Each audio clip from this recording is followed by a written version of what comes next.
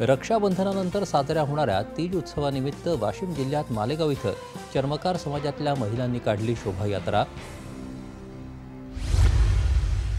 रायगड जिल्ह्यात खोपोली इथं सायबर गुन्हे आणि ऑनलाईन फसवणूक रोखण्यासाठी मार्गदर्शन शिबिराचं आयोजन, पोलिसांसह विद्यार्थ्यांचा मोठा सहभाग। नागपूरमध्ये नंदनवन इथं स्कूटर रॅली काढून प्रधानमंत्री सूर्यघर मोफत वीज योजनेचा लाभ घेण्याचं महावितरणनं केलं आवाहन।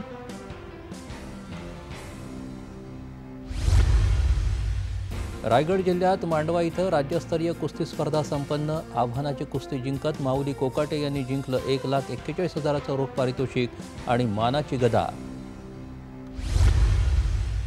पुण्यातल्या पिंपरी चिंचवड महापालिकेच्या स्थायी समिती बैठकीत प्रशासक शेखर सिंह यांनी विविध खर्चांना दिली मान्यता, अनेक विकास कामांचा समावेश। अहमदनगर जिल्ह्यात विधी सेवा प्राधिकरणानं कायदेविषयक जागृती शिबिराचं केलं आयोजन, न्यायमूर्ती भाग्यश्री पाटील यांनी केलं मार्गदर्शन।